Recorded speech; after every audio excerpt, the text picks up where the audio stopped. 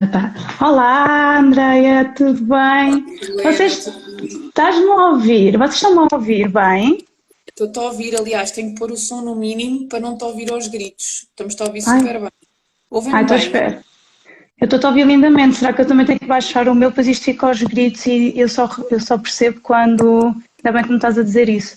Depois só percebo quando fica gravado e é horrível. Agora está melhor. Sim, entretanto já baixei o meu som até ao mínimo, acho que sim. Ok. Obrigada por teres aceito o meu convite. Eu fiz umas perguntas há pouco tempo que é que gostavam de ver aqui na página, o que é que eu gostava de falar-se numa live e a violência obstétrica foi uma delas.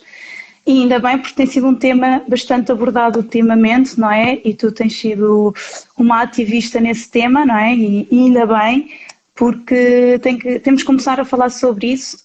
Ainda agora fiz um post sobre que sofri de violência obstétrica e não sabia, nem sequer sabia o que é que era violência obstétrica, nem sabia que existia. Para mim, eu só tinha sido maltratada e pronto, olha, aconteceu-me a mim, não é? Pronto, é um processo que eu tenho que passar. Não sabia pronto, que era muito comum, infelizmente, não é? E então é um tema que ainda bem que vamos falar sobre ele, que foi muito pedido. Mas antes de começarmos a falar sobre este tema tão importante, eu gostava que tu te apresentasses um bocadinho, para nós ficarmos a conhecer um bocadinho melhor quem é a Andreia Guerreira, mãe loba, e Sim, tenho o então, prazer de olha, estares aqui hoje. o meu nome é esse mesmo, Andreia Guerreiro, eu sou mãe de duas crias, uma menina com 4 anos e um menino com 1 ano e meio. De formação, formei-me em Direito, depois fiz o meu estágio da Ordem dos Advogados para me tornar advogada, exerci como advogada e principalmente na área de Direito Penal e na área de Direito da Família, Uhum, todas as problemáticas da família e muitos crimes ligados à família, não só, mas principalmente os crimes relacionados que acontecem no seu familiar, né? As violências claro. domésticas, os abusos sexuais, pronto, esse tipo de crimes. Depois, Uhum, relações das responsabilidades parentais, divórcios, processos de promoção e proteção, essas problemáticas estiveram muito presentes na minha prática. Entretanto, nasceu a Mia e eu decidi parar de exercer para me dedicar uhum, aqui ao meu papel de mãe. Era um desejo que eu tinha, desacelerar um bocadinho quando nascessem os meus filhos. uhum, E também sabia que ia ser assim uma mudança de carreira para mim, que não me claro. estava completamente a realizar, porque apesar de eu adorar o direito é o conflito todos os dias diário, e mesmo quando há ganho, Uhum, as pessoas nunca ficam apaziguadas. Então eu queria muito trabalhar na prevenção ok. do conflito, digamos assim, não é?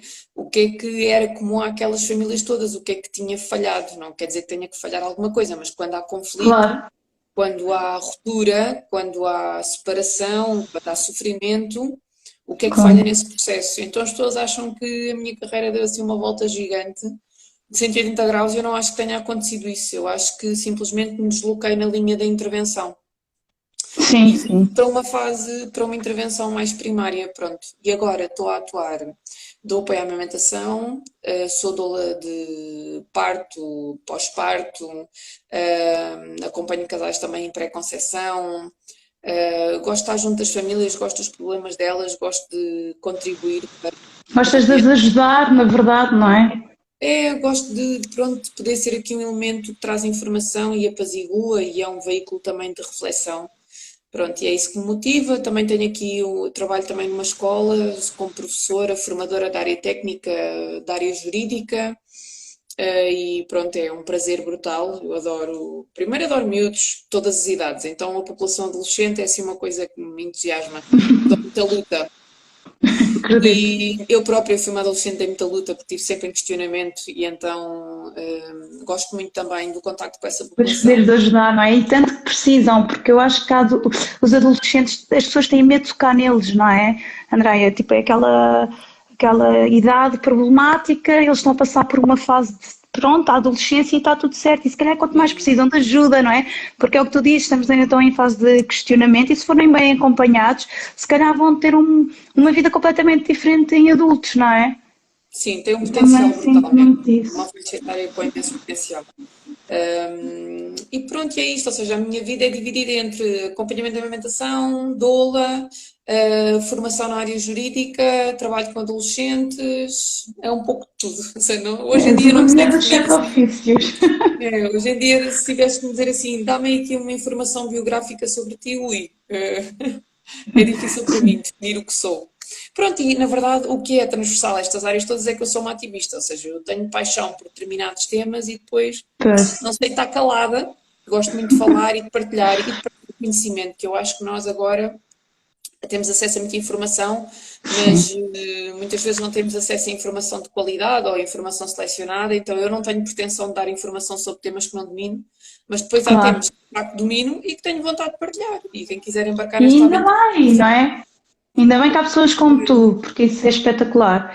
E por isso mesmo estás aqui hoje para falar de violência obstétrica, porque assim que me pediram esse tema eu pensei logo em ti e fiquei olha, tão feliz de teres aceito, porque eu conheço-te há pouco tempo, como nós sim, começámos agora um curso em conjunto e nada nesta vida é por acaso. E assim que falaram neste tema, assim, não, tem que chamar a Andreia, eu espero que ela aceite, porque lá está, tu sabes daquilo que falas.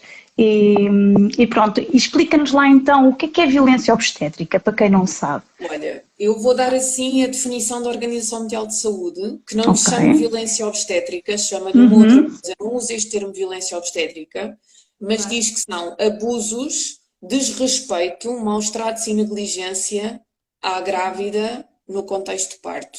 Nós vemos sempre, associamos muita violência obstétrica ao parto, mas não tem que ser só no parto, está bem?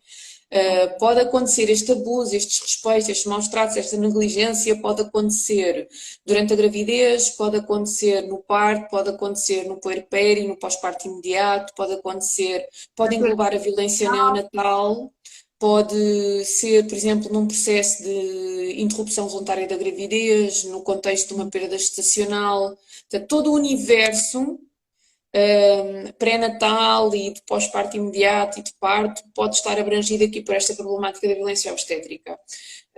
Até, por exemplo, as pessoas que são à violência obstétrica no âmbito dos tratamentos de fertilidade, pronto. Toda esta realidade assim é transversal. Então, e o que é que a violência obstétrica pode se dividir aqui em várias coisas?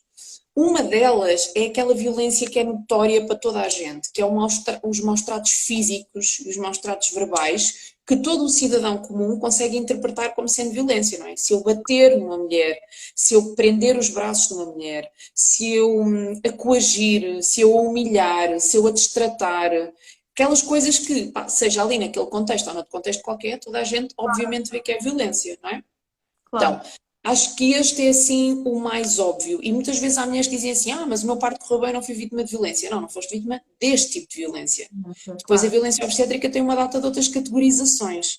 E isto não é uma coisa que a Andrea inventou, que agora sentei-me aqui e pensei, eu vou definir o conceito de violência obstétrica. E também não foi um conceito criado em Portugal. Isto é um conceito que é transversal, porque é um problema que é sistémico, que é transversal a todos os países, que tem a ver com uma forma de violência específica, que é a violência de género, que é uma violência específica, neste caso, das mulheres, não é? E então, há outros países que também se têm vindo a debruçar francamente sobre isto e que já têm legislação mais dura até do que a nossa, que é aquilo pela qual nós estamos a batalhar agora. Estou-me a desviar, mas já vou lá outra vez ao centro. E há outras entidades também, para além destas ativistas todas que levantam a sua voz para debater este tema, há entidades como o Conselho da Europa, que já vai emitir uma data de recomendações para os seus Estados-membros para que combatam a problemática, designadamente dando formação aos seus profissionais de saúde, como as Nações Unidas, que emitiu um relatório em 2019, um relatório muito rico, com uma data de recomendações também para os países. Ou seja, isto não é um problema. Só em Portugal é que ainda ninguém está a fazer nada e a discutir abertamente isto na sociedade civil. Pô, diz-me uma Por- coisa, André. A Ordem dos Médicos não tinha nenhuma reclamação, digamos assim, de mulheres, pois não? Pronto, isso não é verdade, Ok, porque são dirigidas reclamações isso foi o que a Ordem dos Médicos veio dizer, e nós temos que ok, perceber uma pronto. coisa. A violência obstétrica é perpetuada por profissionais de saúde, não é contra o corpo da mulher grávida ou em contexto de parto ou pós-parto. Estes profissionais de saúde podem ser desde os médicos, aos enfermeiros, a outras pessoas que trabalham naquele contexto, por exemplo, se houver intervenção, sei lá, do fisioterapeuta, se houver um auxiliar, pronto. Não é os médicos necessariamente, há aqui todo um conjunto de pessoas que atuam neste campo que podem ser os perpetuadores, os praticantes deste tipo de violência. O que acontece? Nós não podemos estar à espera que quem pratica esta violência, não é? Venha dizer sim, eu pratico. Dificilmente isso acontece, isso não acontece em nenhum contexto. Então, o que é que nós estávamos à espera? Que a Ordem dos Médicos emitisse um parecer onde dizia assim: sim, sim, nós praticamos violência obstétrica, venham agora todas apresentar processos contra nós. Não, de facto, esta reação era esperada. Agora, o que não é verdade é que não haja queixas, porque as mulheres apresentam reclamações na Ordem dos Médicos e na Ordem dos Enfermeiros e recebem uma resposta pro forma, todas iguais, a dizer. Todas as práticas estão justificadas por A, B e C. Então vou voltar ali ao conceito de violência obstétrica. Temos então um pilar de condutas que são evidentemente violência, não é? Toda a gente vê. Maltratar fisicamente, sexualmente ou verbalmente, não é? Gritar com a grávida, chamar-lhe nomes, fazer comentários sobre a sua condição física, está demasiado gorda ou não sei o quê, olha que assim ainda mata o bebê, olha, não fecha as pernas que não sei o quê, pronto. E depois a intrusão física, fazer força sobre a mulher, isso é um pilar. Depois há outro pilar que é das intervenções sem evidência científica, que é eu fazer coisas, procedimentos, intervenções no corpo da mulher grávida, principalmente, e em contexto de parto, que não têm evidência científica de base. Ok. Ou que têm evidência científica, até vou mais longe, tem evidência científica que vai noutra direção. Por exemplo, vou dar um exemplo das episiotomias. Em Portugal, a taxa de episiotomias ronda aos 70%, é superior a 70%. A Organização Mundial de Saúde diz que uma taxa razoável de episiotomia devia de estar entre os 10% e os 15%. Significa que se nós temos uma taxa de 70% e a Organização Mundial de Saúde diz que é entre 10 e 15%, que há aqui um intervalo entre as 15 e as 70 de episiotomias que não deviam ser feitas. A episiotomia é o corte no períneo, supostamente para alargar o canal de parto. Então, porquê é que estas episiotomias estão a ser feitas?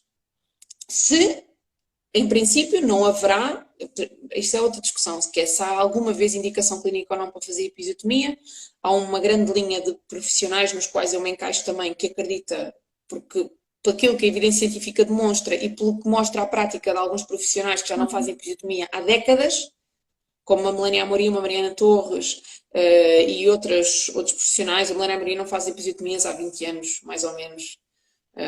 E assiste partos todos os dias, então né? Há outras técnicas e será dispensável, pelo menos na prática dela, ou seja, outros médicos poderão fazer como trabalho, não é? Se calhar paninhos de água quente, outras coisas para ajudar ali tudo a aumentar, isso tem imenso perca de tempo, não é? Pronto, então há aqui uma data de intervenções que são feitas sem que haja uma justificação clínica válida por trás e que são feitas por rotina. E para as pessoas perceberem isto, têm que perceber uma coisa, que é, na prática, há motivos de conveniência financeira e de tempo para se fazerem as coisas assim. Porque um parto, e a maior parte das pessoas não tem esta noção, pode durar 2, 3, 4 dias. Okay? E é normal uma mulher sentir a primeira contração e estar em período de dilatação dias. Isto é normal, ok? É normal. Pronto. O que é que nós nos convencemos? Que isto não é normal e que este processo tem que ser acelerado e que a mulher não tem condição para parir sozinha, sem intervenções. Então ela entra no hospital e começamos a acelerar o trabalho de parto através de métodos indutores. A ocitocina sintética é um deles. Arrebentamento da bolsa de águas é outro. A ruptura da bolsa é outro. Um bocadinho também da minha parte, porque eu gosto de falar também do parto que sofri violência obstétrica, peço desculpa. Rebentaram uma bolsa e disseram assim: vou-lhe rebentar a bolsa, porque eu estava a dilatar sem rebentamento da bolsa, eu estava aí com 5 dedos de dilatação. Vou-lhe rebentar a bolsa porque vai acelerar o parto. Pronto, ou seja, tu não precisavas dessa intervenção. Eles fizeram-na porque por hábito fazem-na. Sem te explicar. Não acelerou o parto nenhum. Pronto. Mas a questão é, eles têm esta convicção de que vai acelerar o parto e, de facto, na maior parte das situações, pode conduzir a esse desfecho de aceleramento do parto. Tem uma data de consequências também, e a dúvida é, para que acelerar o parto?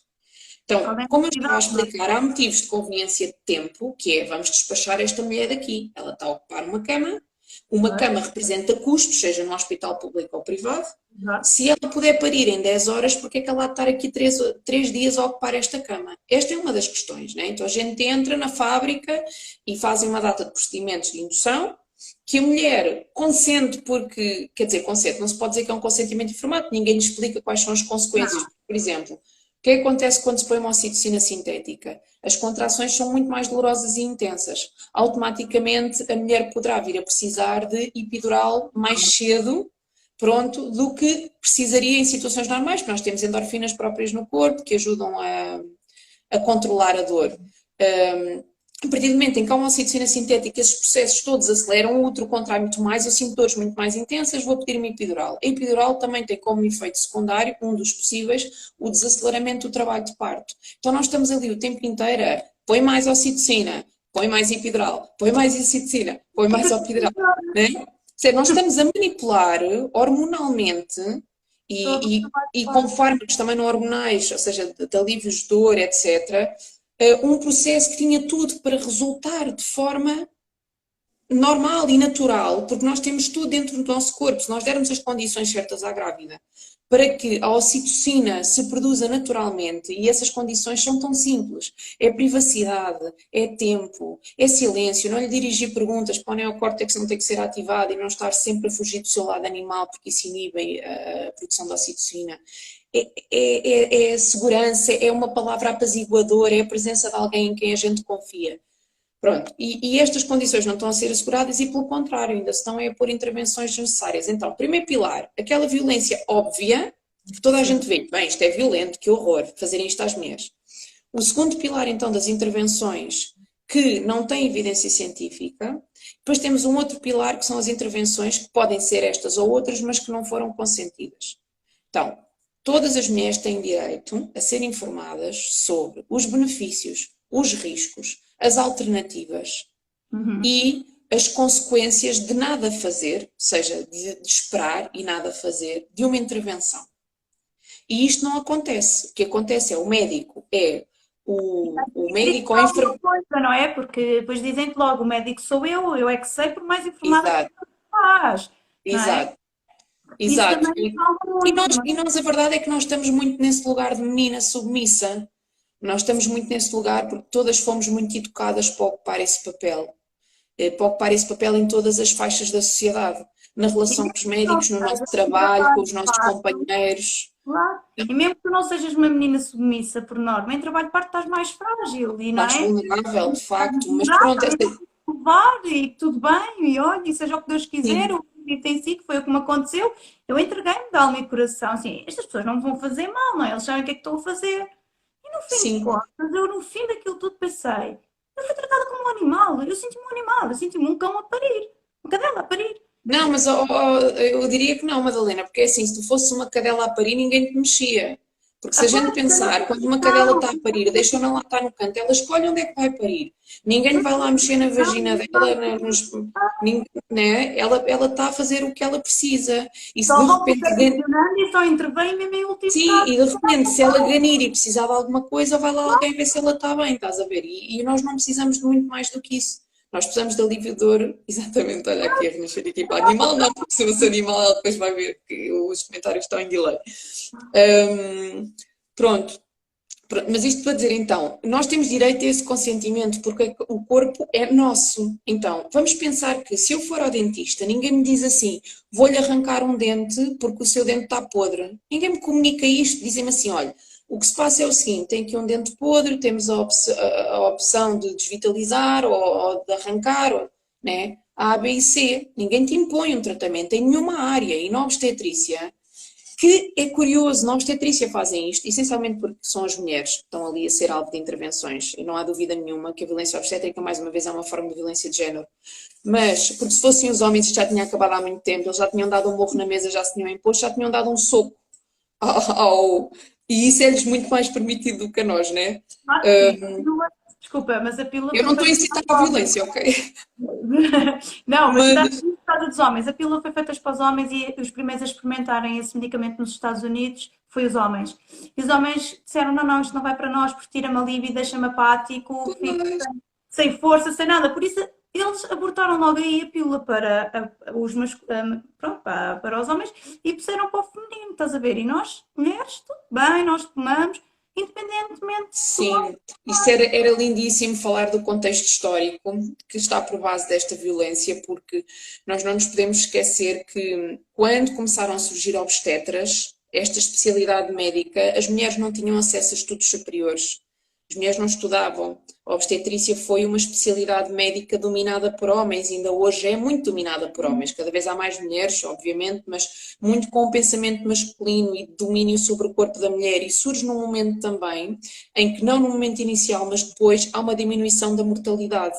Então há aqui uma ideia de que, de facto, eles foram os salvadores e de que todo o trabalho deles, todo o tipo de intervenção é útil e justificado. E é assim, de facto, os médicos todos os dias e os enfermeiros fazem muito bem às pessoas, mas também estão a fazer muito mal ao não respeitar a fisiologia do corpo da mulher. Porque se sim nós precisamos de intervenções quando elas são clinicamente necessárias, as cesarianas salvam vidas, os processos de indução em situações particulares são necessários, há indicações clínicas para cada uma destas intervenções.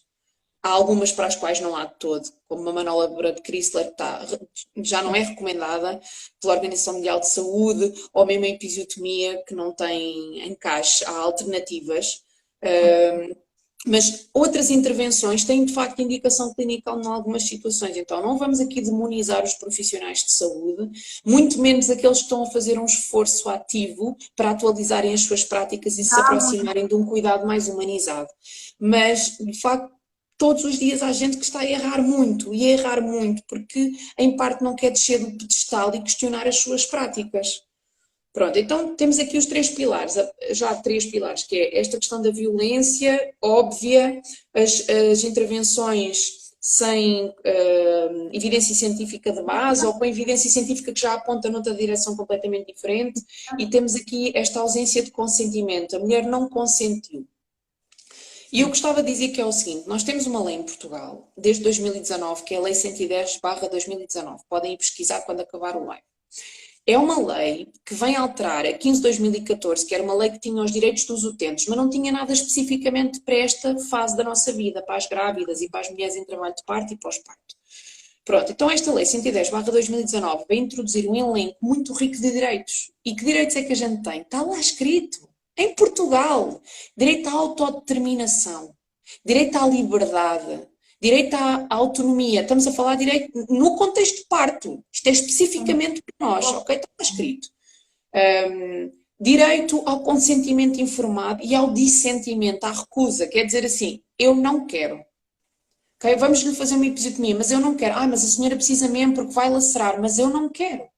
E compreenderem isto, que quando eu digo eu não quero, eu responsabilizo-me pelo processo também. E pelas consequências que advirão daí.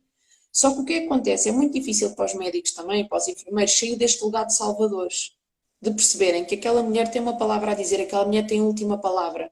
Eu no outro dia falava com uma amiga sobre isto e estávamos, porque que é médica e me dizia, está bem André, mas nós fizemos um juramento de cuidar, não é? De salvar a vida, de cuidar do outro. Então, e se uma mulher precisar de uma cesariana para sobreviver ou para o bebê sobreviver e recusar essa intervenção, sabes o que é que eu te digo? Ela tem direito a recusar essa intervenção. E choca-nos a todos. Ela vai pôr a própria vida em risco e a vida do bebê. Então o que é que a gente faz, por exemplo, quando recusam um tratamento de quimioterapia ou de radioterapia? Quando nos é diagnosticado um cancro e preferimos, sei lá, viver 5 dias a estar 3 meses a fazer tratamentos. O que é que nós recusamos ou não recusamos, por exemplo, uma pessoa que está em término de vida e diz assim, se eu tiver uma crise cardiorrespiratória, por favor, eu não quero ser reanimado. E a pessoa tem o direito a dizer isto, e na obstetrícia nós não admitimos que isto seja possível. E porquê? Porque para além do corpo da mulher grávida, há um bebê. Então é como se houvesse uma obrigação de acautelar os interesses desse bebê acima do corpo grávido. Mas esse bebê está em dependência do corpo grávido. E outra coisa curiosa é que é assim, isto é uma questão para nós discutirmos como sociedade, também. Eu não estou aqui, estou a trazer a problemática, não estou a trazer as soluções. As soluções vamos ter nós que as descobrir. O povo português, que é diferente dos outros povos e tem uma forma, a nossa educação tem um cunho muito católico, então estas temáticas da autonomia da mulher, do aborto, da eutanásia, são sempre questões que mexem aqui em algumas feridas também das nossas raízes judaico-cristãs. E temos que avaliar isto tudo em conjunto, apesar de estarmos num Estado laico, tem interferência, porque é a nossa cultura. Claro. Mas eu não quero trazer respostas, eu quero trazer dúvidas, porque estes direitos que estão presentes naquela lei, que é a autonomia, o consentimento informado, o direito à recusa, não estão a ser cumpridos. E então o que é que nós temos? Nós temos uma lei muito rica que diz que os médicos têm que seguir as recomendações da Organização Mundial de Saúde. Está lá escrito isto. Na Olha, sua agora atuação, temos aqui um comentário que diz: a mim disseram que a OMS era um lobby e diz que o que favorece os países em desenvolvimento, no nosso contexto, está desajustado. estão sempre a dizer isso, porque olha, dizem isso no parto, dizem isso na amamentação, não é? Por exemplo, uma mulher que quer amamentar para além do ano de vida. O médico diz, eu não lhe vou passar a declaração para você entregar no trabalho e continuar a gozar do horário da amamentação. Porque as coisas que o OMS diz, porque o OMS recomenda a amamentação até aos 2 anos. No Sim. mínimo, até aos 2 anos. No mínimo, não é? Pronto. E em exclusivo até aos 6 meses eles dizem, não, o OMS, isso não é, as recomendações do OMS é para os países em desenvolvimento. Como se Ah, nós, não, biologicamente e fisiologicamente, fôssemos diferentes, gente. Então, mas o corpo de uma mulher não é o corpo de uma mulher aqui. É o quê? Em Portugal as mulheres têm mais defeito na vagina e no períneo. Isto é uma brincadeira que a gente faz entre nós, porque é assim, em Portugal tem que cortar 70% das mulheres, noutros países só cortam 15%, então somos nós que somos defeituosas à partida. O que foi das nossas mães e das nossas avós quando ainda não se faziam episiotomias, coitadas, não coitadas. é? Tipo, e das nossas bisavós, e como é que nós chegámos todos aqui? Então, eu não quero ser uma naturista que diz vamos fazer um boicote aos médicos, aos hospitais e às intervenções, mas o que Não nós estamos a precisar, também, não é? E estamos a precisar de sair da tecnocracia, da tecnologia e encontrar um balanço entre o respeito pelo corpo, isto está a acontecer em todas as áreas, nós estamos a revisitar a forma de nos alimentarmos, nós estamos a revisitar o nosso sedentarismo e a forma de estarmos ativos. Então isto está a ser transversal. Nós estamos a tentar reconectar-nos depois deste boom tecnológico, encontrar um meio termo entre termos uma tecnologia altamente desenvolvida que podemos usar a nosso favor, mas que está a fazer-nos um desserviço. Então qual é o problema da violência obstétrica? É que, primeiro, são os traumas que ficam daquela experiência brutalmente violenta, porque ninguém precisa de ser agressivo comigo fisicamente e verbalmente para eu me sentir desrespeitada, porque não houve uma participação minha no processo. Por exemplo, a violência obstétrica que eu sofri foi uma violência muito subtil, porque eu não consenti nenhuma intervenção, porque nada me foi explicado, mas houve amorosidade no processo. Então há um termo que se chama coercion with kindness, que na prática é coagir com carinho, não é? Que é um bocado infantilizar a mulher naquele processo. Isto é o melhor para si, vamos agora acelerar o trabalho de parto que é o melhor para si. Mas eu gostava de saber em que é que consiste esta aceleração de trabalho de parto. Não precisa de saber, é melhor assim. O que é pois. isto? Infantilização. Isto também é uma forma de violência, porque é uma Eu infantilização. levantar da cama, eu queria me levantar da cama, puseram-me logo uma algalga, e assim que entrei com 3 dedos de dilatação, puseram-me logo epidural, disseram que só havia uma anestesista e ela estava agora vaga no hospital, por isso mais valia levar já, porque senão depois na hora podia não conseguir, por isso fiquei logo com medo, não é? Tipo, o que é que se vai passar? E não me deixaram levantar mais da cama, ou seja, eu tive 20 horas sempre de barriga para cima, sem poder mexer nem sequer num telemóvel, não me deram água, não me deram comida, eu morri de sede. As enfermeiras foram amorosas, foram amorosas. Mas vamos limpar a tripa, este quarto cheira imenso a cocó. Quer dizer, qual é a Sim, necessidade sim, sim. disso, não é? Onde é que está a empatia? Onde é que está o amor? É normal a mulher fazer cocó, ainda bem que faz, não é? Porquê é que falam assim para nós? Porquê é que eu não me pude levantar de uma cama? Ao fim de 20 horas, sempre a aumentarem a ocitocina, o médico ficava lá, isto nunca mais despacha, a te carregar na máquina. Depois, quando eu me levantei finalmente para ir para a sala de partos, porque eles já estavam saturados daquilo, disseram, vamos tentar tirar o bebê, porque a mãe já está aqui há muitas horas, está aqui há 20 horas, isto já está a ser cansativo. Já estava a exceder o tempo limite de poder estar naquela cama, não é? Como tu bem disseste há bocado. E quando eu me levanto, a máquina do CXDG começa a apitar brutalmente e o médico, você é daquelas que só tem contrações em pé, você deitada não tinha nada. E eu assim, mas está tudo bem aqui. Por que eu não só Olha, me posso levantar coisas desta tão cama? simples, que podiam mudar com muita facilidade. Por exemplo, as mulheres não estarem deitadas o tempo inteiro e não se fazer uma monitorização constante dos batimentos cardíacos do bebê, fazer de forma intermitente. Ou seja, a pessoa conseguir, através de um aparelho que não está ligado ali, fixo ali, poder ter a sua movimentação. Aliás, nem precisava estar agarrada sempre ao aparelho, de vez em quando, por exemplo, nos partos domiciliares, Não há a monitorização vai sendo feita, a pessoa não está constantemente agarrada àquilo, não é? E não há nenhuma indicação para ter que estar assim. Depois depende, né, do enquadramento do parto. Eu estou a falar a partir em gravidezes de baixo risco, Claro, em que não há circunstâncias patológicas da parte da mãe e do bebê. Depois, claro, claro, casos em que há patologia por parte da mãe ou já há patologia por parte do feto, claro. isto Tem tem que um ser conjunto de particularidades próprias. Estamos a falar no normal, uma normal, sim. gravidez de baixo risco. Pronto. Não, há uma data de coisas que as mulheres estão a ser condicionadas a fazer, que são contra a lei. Mais uma vez, vão lá espreitar o link de direitos que está lá na Lei 110/2019. Designadamente, não terem liberdade de movimentos, não terem liberdade de comer durante o trabalho de parto, estamos sempre a preparar a cesariana. Né? Sempre atenção. Meu Deus, é que ela entra hoje e daqui a 3 dias pode ter que fazer uma cesariana, então só come gelatinas até lá para ser anestesiada. Quando isso nem sequer um anestesista poderia depois debruçar-se mais sobre este tema, não me compete a mim. Mas nem sequer é necessário esta mulher estar neste jejum infinito para cautelar a possibilidade de uma cesariana numa gravidez de baixo risco. Pronto. Há coisas que podiam ser, olha, a mulher escolher a posição em que quer parir, porque é assim, nós conseguimos perceber que a verticalidade, não é preciso estudar muito esta questão da biomecânica do parto e da nossa fisiologia para perceber que quanto mais vertical nós tivermos, mais fácil vai ser o bebê sair. E ele tem que fazer uma data de movimentações de rotação e descida pelo canal vaginal, sendo que tem que se adaptar e nós próprios temos que nos movimentar e o nosso corpo vai nos dizendo, se nós conseguirmos estar consciente da dor e das sensações, o nosso corpo vai nos dizendo como fazer.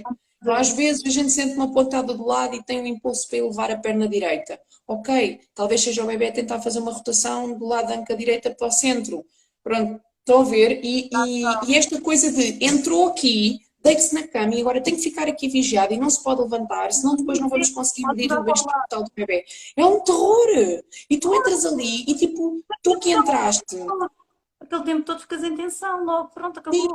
E tu entras num processo fisiológico que de repente parece doença e não é. É que o curioso é que a obstetrícia é das únicas áreas na medicina que não tem um cunho patológico de base.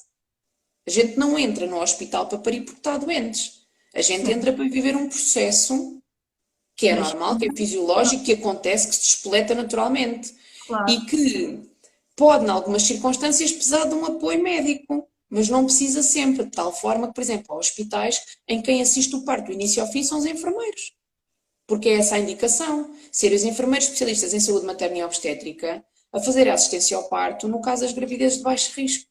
Claro. Precisaríamos de um obstetra se houver alguma questão que evolua para uma questão mais patológica e que precisamos de uma intervenção de outro nível. Claro. Pronto, então esta questão da violência obstétrica está a ser bonito de assistir porque é preciso uma consciencialização individual, que é o que tu estás a fazer agora, que estás a dizer, eu nem tinha noção, não é?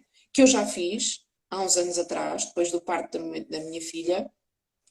E depois, com esta consciencialização individual, nós estamos todas a agregar-nos em movimentos que vão levar a uma consciencialização coletiva. Este movimento que surgiu no início de novembro, que tem a página Violência Obstétrica PT, que fez a manifestação em Lisboa, Porto, Coimbra e Funchal, foi isso, foi as mulheres espontaneamente uniram-se para dizer, nós já sabemos, agora a sociedade precisa de saber para que outras mulheres saibam e para que alguma coisa mude. E o que ativou muito essas manifestações foi um parecer da Ordem dos Médicos, em que na prática vem dizer o que tu estavas a dizer no início, né? A Ordem dos Médicos diz que não recebeu queixas, não recebeu denúncias.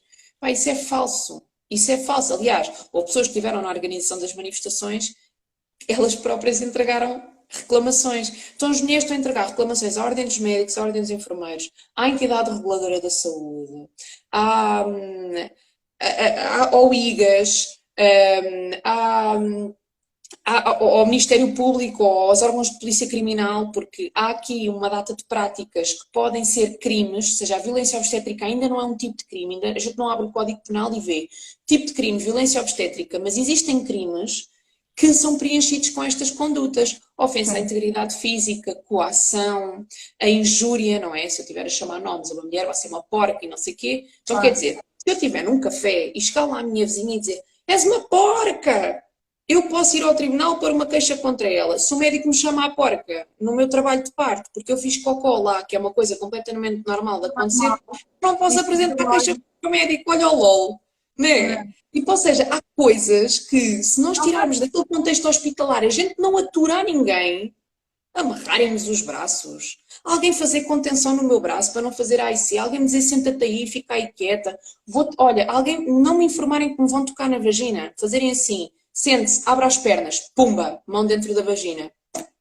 Que horror! Se isto não é uma violação, eu não sei o que é. Mas a gente admite alguém na rua que nos toque na vagina assim. Não toque em parte nenhuma do nosso corpo, quanto mais nas nossas partes mais íntimas. Claro. Então, esta ideia de que eu posso, sem te pedir, sem te perguntar, é uma coisa que está muito enraizada e o questionamento começa em nós. Que é, Até porquê nós que ele também pode? temos autorização aos nossos filhos para mexer, não é? A partir de uma certa idade, não é? Sim, sim, Estar ali e sem deixar dúvida. olha, a mãe pode ver o que é que se está a passar, não é? E nós somos as Sim, mães deles, não é? sim, Respeito, não é? exatamente, exatamente. Então, há aqui uma data de condutas que, por serem tão graves, encaixam em tipos de crimes que a lei portuguesa já considera crimes e já tem previsão de penas de multa ou penas de prisão para o cometimento desses crimes. Por exemplo, o mais grave que poderá acontecer numa situação de violência obstétrica é o homicídio, mesmo que seja um homicídio negligente, não é? Matar-se alguém, mãe ou bebê. Então, há casos que chegam a tribunal porque há violência física extrema e violência verbal, não precisa de ser extrema, uma coação. Nós temos o crime de ameaças no Código Penal. Se me ameaçam durante o trabalho de parto, eu posso apresentar uma queixa. Ora, se um vizinho vier aqui ameaçar-me, eu posso apresentar queixa contra ele e não posso apresentar contra o médico ou contra o enfermeiro que me ameaça no trabalho de parto. Então, o chip tem que mudar, a gente tem que perceber, espera aí, aquele contexto não desculpa tudo. É E verdade. só quando a gente começar a perceber que aquele contexto não desculpa tudo é que a gente pode exigir diferente. Pronto, então, nesses casos a mulher apresenta queixa diretamente no Ministério Público ou no órgão de polícia criminal.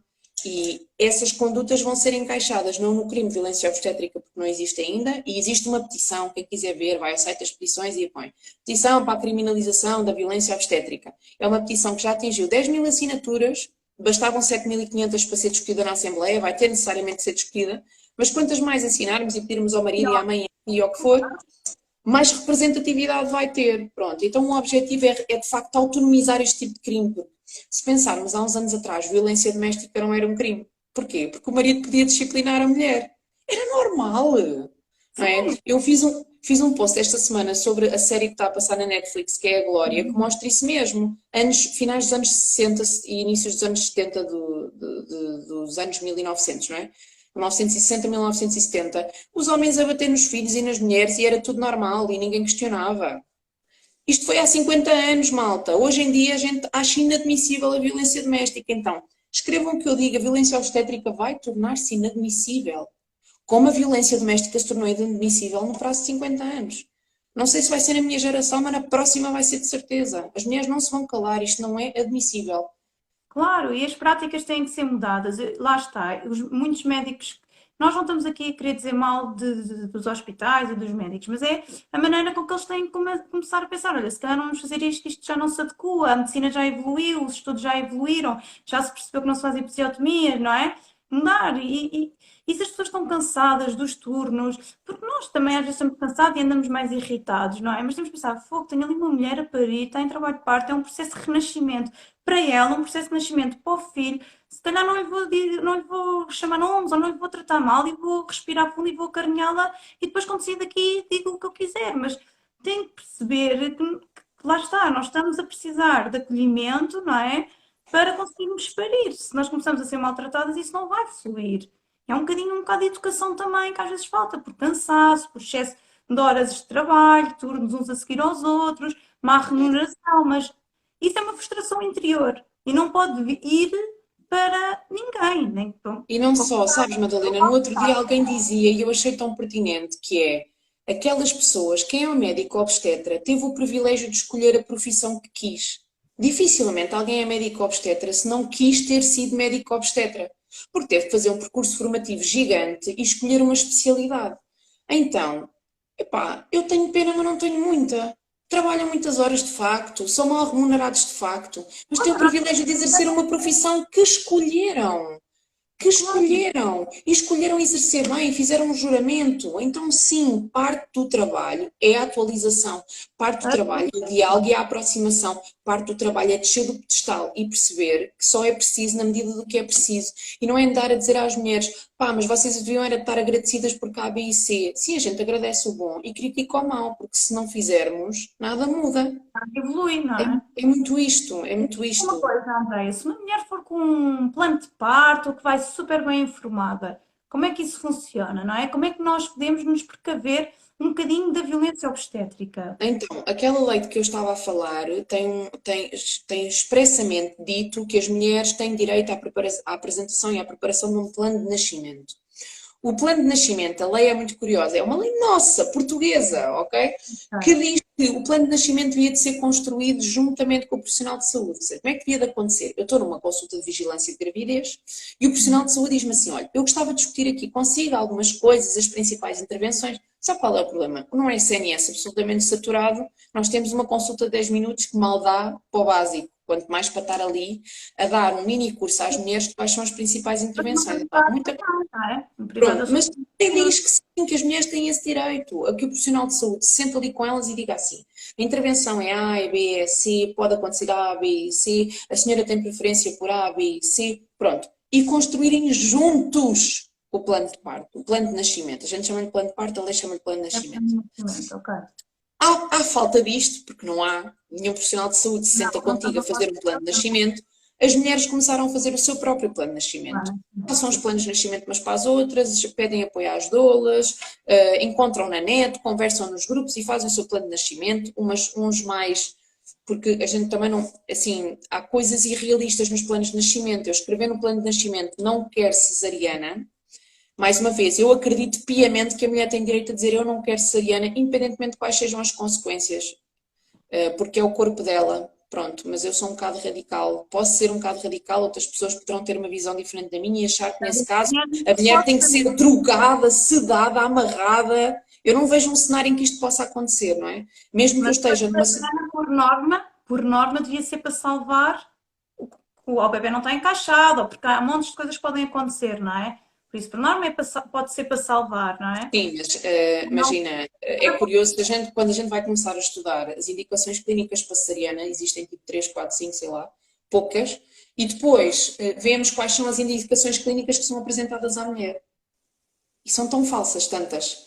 Então, isso é o que a gente tem que perceber também, que é, nem sempre a informação que me é entregue, o consentimento informado tem que ser um consentimento informado com base em informação verdadeira. Se me dizem assim, vamos fazer cesariana porque se o bebê é muito grande e não vai passar no canal vaginal, eu tenho que perceber que ninguém consegue prever se um bebê passa ou não no canal vaginal. O que é um bebê muito grande e só se percebe no momento do parto. Não dá para fazer esse futurismo.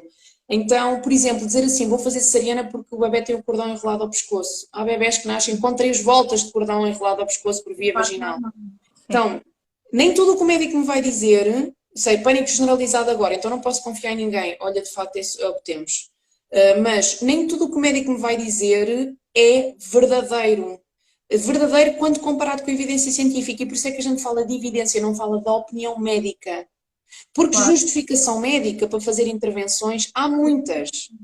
É o médico dar uma justificação. A questão é se essa justificação é válida ou não. Então, eu ia dizer, o plano de nascimento tem as principais intervenções que a mulher aceita, recusa, preferências, por exemplo, em relação ao ambiente de parto, gostava de estar numa sala de dilatação com as luzes baixas, porque sabemos que a escuridão é favorável ao desenrolar do trabalho de parto. Pronto, gostava de levar a minha música e estar a ouvir a música se estiver num quarto de dilatação sozinha, isso não incomodar ninguém. Gostava de ter o acompanhamento da minha mãe em vez de ser do meu marido. Pronto, já estão todos informados. Acompanhamento. Quantos acompanhantes a mulher pode ter na lei? A lei diz que pode ter 3 acompanhantes em sistema de alternância. Significa o quê? Que não podem estar os 3 no quarto comigo, mas eu podia estar... Sem Covid, está bem? Sem falarmos em Covid, porque a lei deve ter alterado e... A lei não alterou nada. Podemos falar sobre isso também. A lei nunca alterou. Esta lei 110/2019 nunca teve suspensa. Nenhum estado de emergência suspendeu esta lei. Nunca. Nunca. Ela esteve sempre em vigor. O que houve foi... Imagina, as leis são feitas pela Assembleia da República. Sim. não é? São publicados em Diário da República pelo órgão soberano que a gente elege os deputados, através das eleições. Depois tivemos uma entidade que é a DGS, que é de nível governativo, que fez umas recomendações que não têm valor jurídico nenhum quando comparado a uma lei, recomendações contrárias à lei. Essas recomendações contrárias à lei são ilegais, não têm valor nenhum, mas como estávamos todos muito em pânico, fizemos todos um ameno coletivo. E não é só estávamos todos muito em pânico, percebemos que numa fase inicial ninguém conhecia o vírus e queríamos todos acautelar-nos. 2, 3, 4 meses depois, com a informação que a gente já tinha, nada justificava.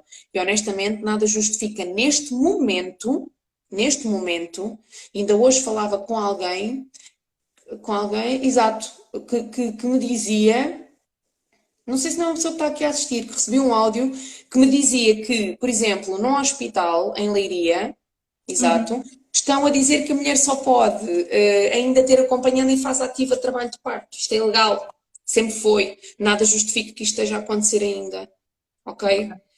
O que a lei diz o acompanhante é 3 acompanhantes em sistema de alternância. Eu podia ter, por exemplo, a minha doula durante o período de dilatação comigo e a seguir o pai entrar para o expulsivo.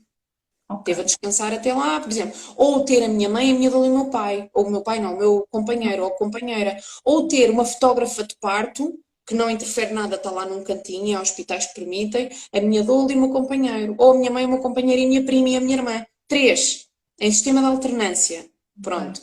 Diz que é durante todas as fases de trabalho de parto, a fase de dilatação, ou seja, fase latente, fase ativa, fase expulsiva, de quitadura, tudo, o tempo inteiro. Quer seja, a lei diz isto, quer seja um parto com fórceps, ventosa ou cesariana, sendo que nós... O meu marido disseram isso. Não pode, não saia. Não, Mandaram para o trabalho de parto, disseram nem sequer o chamem porque vai ser um parto super complicado, não vale a pena chamar. Então eu pensei o processo sozinha.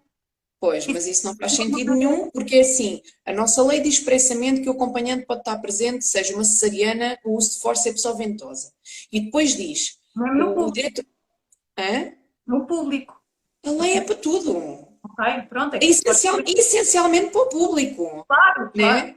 claro. Acima de tudo, sim. E o que acontece? Nós temos os hospitais públicos a dizer, antes do Covid, depois do Covid, durante o Covid, que nas cesarianas os acompanhantes não entram.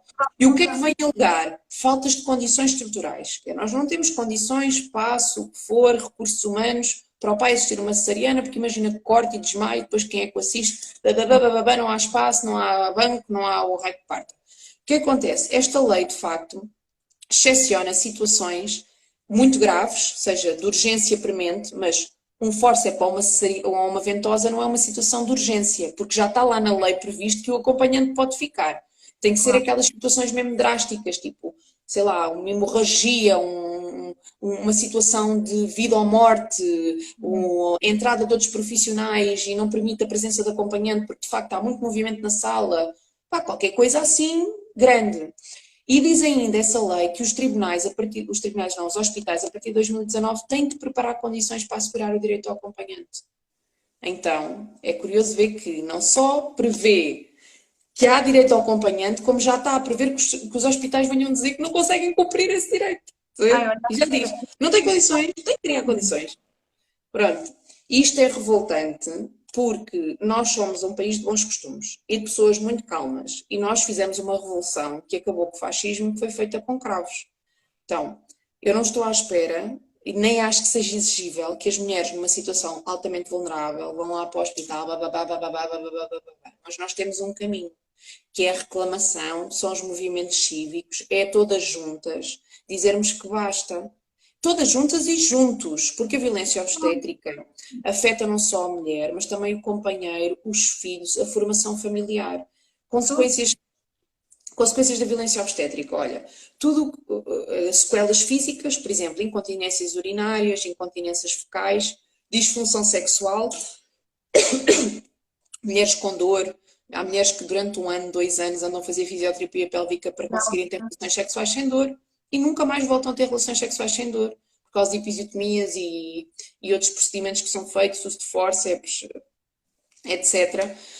Outras consequências em matéria de saúde mental, ou seja, tudo o que é o trauma psicológico de parto, mulheres com altos níveis de ansiedade, que têm pesadelos recorrentes, que não conseguem... ter mais filhos. que se recusam, não querem ter mais filhos, pá, que não conseguem estar funcionais, algumas Mas mulheres que olha, tratam isso também não de ter muito dificuldade de mais, vinculação. isso não ter mais filhos, Andréia, passou-se comigo. Eu queria muito ter um filho logo a seguir. E eu disse, tudo bem, eu vou ao segundo filho, mas eu só de pensar num trabalho de parto vaginal, um parto vaginal, arrepiava-me, começava a tremer, não conseguia pensar nisso. E então marquei cesariana. Foi o que eu achei para mim e digo-te. Entre a cesariana e o parto traumático vaginal que eu tive, a cesariana para mim foi muito mais respeitada, foi muito mais amorosa, apesar de um pós-parto um bocadinho mais doloroso, que tive um pós-parto muito doloroso do parto vaginal, mas pronto, a cesariana não é tão doloroso, mas é mais tempo, pronto, porque é uma cirurgia, não é? É uma cirurgia ao fim e ao cabo. Mas lá está, estava tão traumatizada. Se não fosse cesariana, se não houvesse cesariana, eu não sei se naquela altura conseguia ser mãe outra vez. Foi uma escolha que eu fiz, podia não ter sido, mas disse sim, vou ser mãe de cesariana. E fui à procura do médico, pronto, se calhar conhecido por fazer cesarianas, mas pronto, foi a minha opção. Foi a minha opção para conseguir ser mãe, porque eu não estava preparada para passar pelo processo. Mesmo que fosse, se eu soubesse que fosse humanizado, não estava. Porque magoa muito, fica uma grande marca, não é? Tem que ser muito trabalhado durante Sim, anos, não é? Não é? Passado olha, 2 anos, a trabalhar. agora, com esta cobertura que houve muito mediática destas manifestações e do novo movimento de violência obstétrica PT, o Eu Vivo, houve um artigo que saiu que eu não sei identificar de quem foi, que dizia isso mesmo, que é se nós queremos combater a baixa constante, não é? A tendência de baixa taxa de natalidade em Portugal, vamos olhar pela forma como se está a nascer em Portugal e como se está a parir. E é isso, há mulheres que não querem ter mais filhos, ou mulheres que tomam a opção que tu tomaste de fazer uma cesariana eletiva, marcar a cesariana e ir lá e não quererem passar por aquele processo. Então nós estamos aterrorizadas. E estamos aterrorizadas também porque as nossas mães já foram vítimas de violência obstétrica. As nossas avós, as que pariram em contexto hospitalar, muitas delas também já foram vítimas de violência obstétrica. Então, esta herança de um parto violento, de um parto doloroso, porque depois esta percepção que a gente tem de dor não é uma dor real, fisiológica.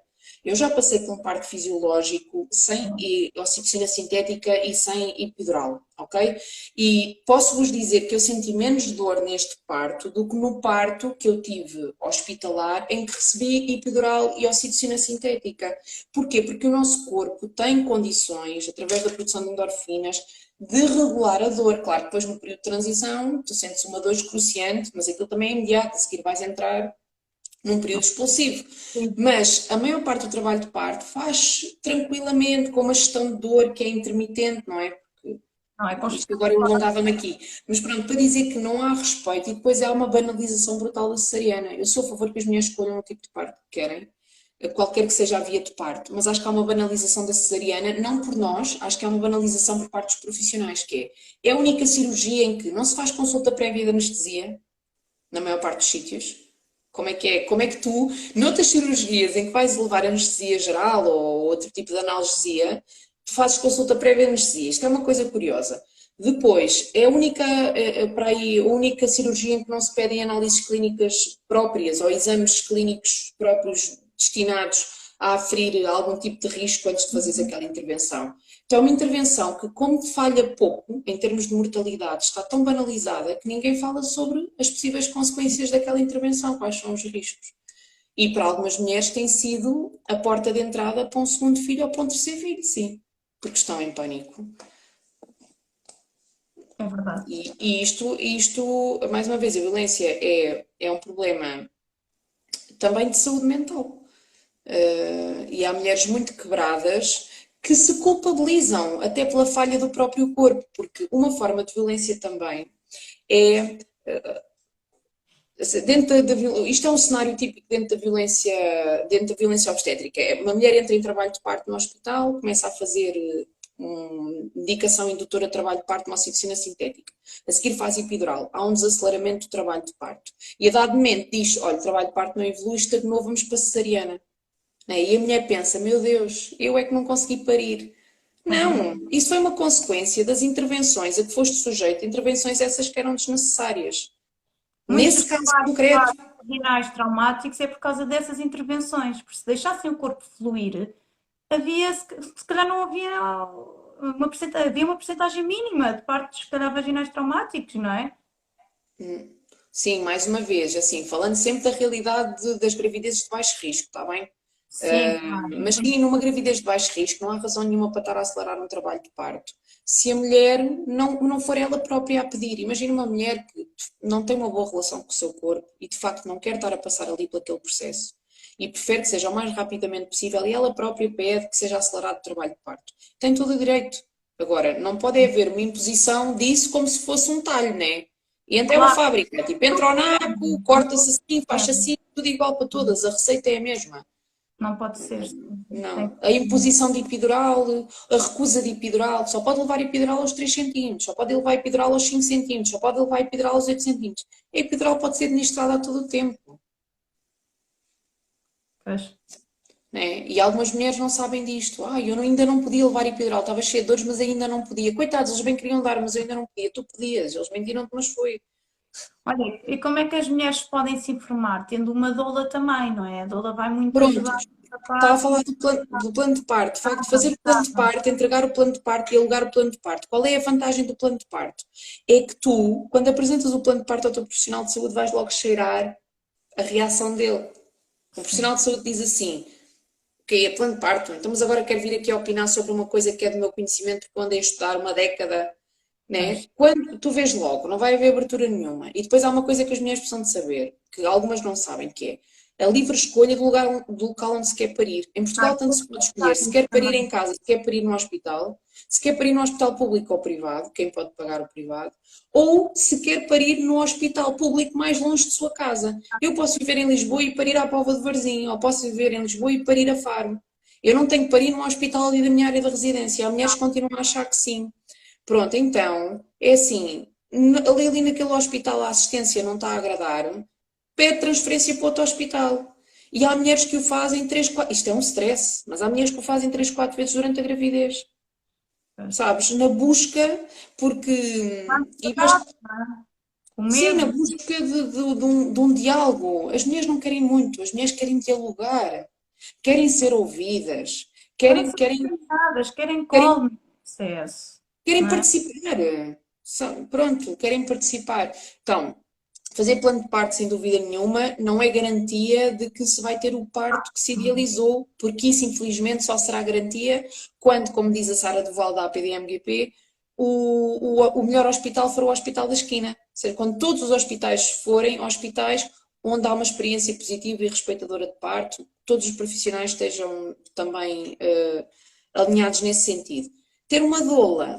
Agora eu vou falar e vou puxar a brasa à minha sardinha, porque eu própria também sou doula, mas eu acho que o trabalho das doulas é assim absolutamente Ah, fantástico. nossa, não é? Porque eu também me estou a formar contigo. Sim, o trabalho das doulas é absolutamente fantástico. Há evidência científica que mostra que diminui a incidência de uma data de intervenções. As mulheres relatam experiências muito positivas na nossa companhia e nós somos, na nossa companhia, que em Portugal, infelizmente, é vedado, então nesta situação de Covid, é vedado o acesso das doulas a praticamente todos os blocos, todos os hospitais. Pronto, e isso é uma coisa que é muito diferente em relação a outros países, em que a doula é tipo uma figura, apesar de os médicos olharem para ela e dizerem isto é pseudociência, estudaram umas coisas da obstetrícia e agora acham que Agora podem vem cá opinar. não sei o quê. A Sim, doula não é médica, a doula não vai assistir partos, a doula não é uma bruxa, não vai a doula não é para os partos em casa sem. Pronto. Isto é a ideia, né? A doula faz partos em casa. atenção, a doula não faz parte sem casa. A Pode doula não assistir faz partos em casa. Quem assiste os partos em casa são os enfermeiros especialistas em saúde materna e obstétrica. pronto. Pronto. Mas a doula, de facto, é assim, eu acho uma ferramenta extraordinária. Quanto mais estou neste mundo, mais me apaixono pelas doulas todas, as respeitadoras também, porque comem tudo. Pronto. Não vou alongar por aqui, nem faz sentido fazê-lo. Mas isto para dizer que o que é que a doula pode trazer de diferenciador a um casal? Eu falo sempre em casal, gosto muito de acompanhar o casal. Há Claro. doulas que gostam mais de acompanhar a mulher, eu gosto de acompanhar o casal. Qualquer que seja a configuração desse casal. Isto para dizer que a doula traz informação ao casal sobre temáticas relacionadas com a gravidez e com o parto, a fisiologia do parto, a gravidez, métodos farmacológicos e não farmacológicos de alívio de dor, como é que pode preparar o seu pós-parto, quais são as fases de trabalho de parto, pronto, assim um mundo de informação que se abre, porquê? Porque nós não estudamos isso. A gente estudou, eu às vezes brinco eu estudei tanto o sistema reprodutor masculino e também estudei o sistema reprodutor feminino, mas no seu básico, não é? Os ovários, o útero, não sei o quê, o funcionamento hormonal, mas depois ninguém me explicou quais são as fases de trabalho de parto, como é que o bebê desce pelo canal vaginal, como é que faz a rotação, que ele nasce roxo, que pode nascer com um cordão à volta do pescoço. Ninguém me explicou estas coisas, então a doula traz esta informação de uma forma muito serena durante a gravidez e traz acima de tudo apoio emocional, suporte, é assim tipo uma amiga que percebe muito de partos e, e Não é? Porque está disponível. vamos ao médico, não é? E então, análise, está ótimo, tudo, pode ir para casa, não pode comer isto ou não comer aquilo. Depois, todas as dúvidas que nos surgem, porque vão surgindo muito e de gravidez para gravidez, que as gravidezes não são iguais, não há aquela amiga que é a doula, não é? Para quem não tem. Olha, ajuda aqui, estou a sentir isto, o que é que pode ser? Depois ligas para o médico não atende, não responde, quando te responde às vezes até parece que responde meio chateado, não é? Pronto, e é isso mesmo, é uma conselheira. Se bem que, pronto, a doula não dá, não pratica atos médicos, nem deve dar aconselhamento sobre questões clínicas e médicas, o que pode é incentivar a mulher em dúvida a procurar o seu profissional para esclarecer. A doula é assim uma facilitadora do diálogo, não é ninguém que quer entrar em guerra com o profissional de saúde. As doulas querem criar diálogo, as doulas adoravam trabalhar em equipa multidisciplinar, só que os médicos não nos curtem. Não é os médicos não nos curtem, não quero ser injusta, mas a maior parte dos profissionais de saúde ainda tem muitas preconceções erradas sobre o papel da doula. Está bem? E a doula não se quer substituir a ninguém, também não se quer substituir ao companheiro ou à companheira da mulher grávida. Pelo contrário, quer é mostrar-lhe como é que ele pode ser um participante ativo deste processo. E é muito bonito porque tu começas a trabalhar com um casal e não lhes és nada e de repente no fim és parte da mobília. Sim. E em alguns casos, noutros não há assim esse match, mas pronto, eu acho que há uma doula certa para cada casal, então quem quiser escolher uma doula deve falar com muitas e seguir a sua intuição. Química, não é? Porque é uma escolha com o coração, porque as doulas fazem tudo mais ou menos o mesmo. Ou seja, algumas são mais holísticas, usam mais uns óleos, ou não, os óleos não os óleos aromáticos. Ai meu Deus, óleos essenciais não são coisas holísticas. O que eu estou a dizer é, há mulheres que, por exemplo, dominam mais, sabem fazer uma massagem mais específica, sabem fazer uma ritualística mais específica, têm uma visão, por exemplo, de um processo de gravidez ou de doença ou do que for, de uma perspectiva e outro traz um input diferente. Há doulas, por exemplo, mais científicas que estão muito agarradas à ciência e não fazem este acompanhamento tão emocional. É preciso sentir. Claro. Há para tudo. Sim, mas acima de tudo a doula não deve ser ninguém que vai guerrear, deve trazer muita paz a este processo, apaziguar, convidar a mulher sim a ter uma palavra a dizer e a lutar pelos seus direitos também, mas no limite do que é desejado, de forma muito respeitadora. Falei imenso. Não, adorei, espero ter não adorado, por isso é que eu te convidei, sabia que ia ser assim, porque tu és fantástica neste tema.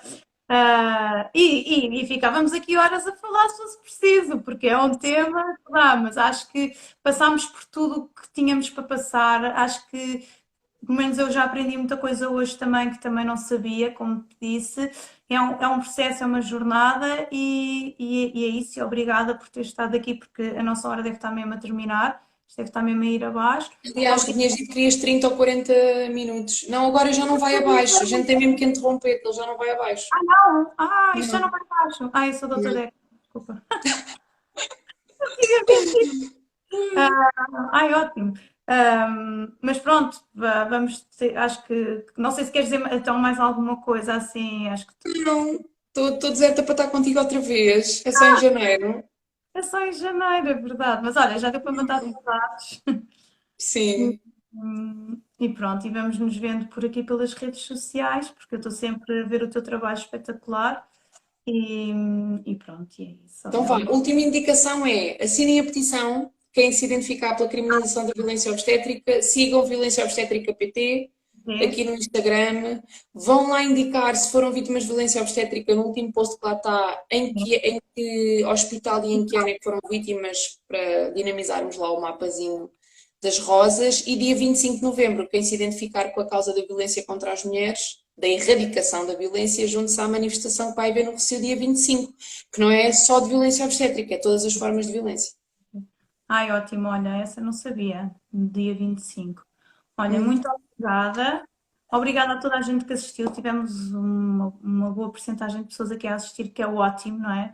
Porque nós queremos muito passar esta mensagem, não é? Porque isto empodera as mulheres, não é para vos assustar e agora as grávidas que nos estiveram a ver não se vão ficar cheias de medo e com medo de ir para os hospitais. Não, é mesmo informativo, é empoderamento, é informação, porque já vão despertas para muita coisa e isso é fantástico. Sim, Madalena, mas pronto, é inevitável que assuste. E eu acho que Vai. não fazer este movimento de trazer informação e dar visibilidade à violência obstétrica com medo de assustar é um erro, porque vamos continuar no silêncio. O que me assusta a mim, o que me assusta a mim é a perpetuação dessa violência. Claro, claro, faz sentido. Mas pronto, agora não fiquem ansiosas e cheias de cortisol, que isso não é nada bom para a gravidez. Por Pronto, se isso, não tem a Doula Madalena e a Doula Madalena dá um apoio. não, ainda não posso dar. Tu já podes, eu ainda estou a iniciar. Eu posso ajudar no ciclo menstrual, largar neste contracepção e isso eu posso ajudar. Pré-conceição, fertilidade, estão com problemas de fertilidade, venham ter comigo que nós vamos monitorizar isso tudo e ver o que é que se passa com vocês. Isso sim, agora a parte de doula só mais para a frente. Tá bem, Bom, então, um beijinho grande, obrigada. tá, Beijinho obrigada. a todas, Beijinhos. obrigada.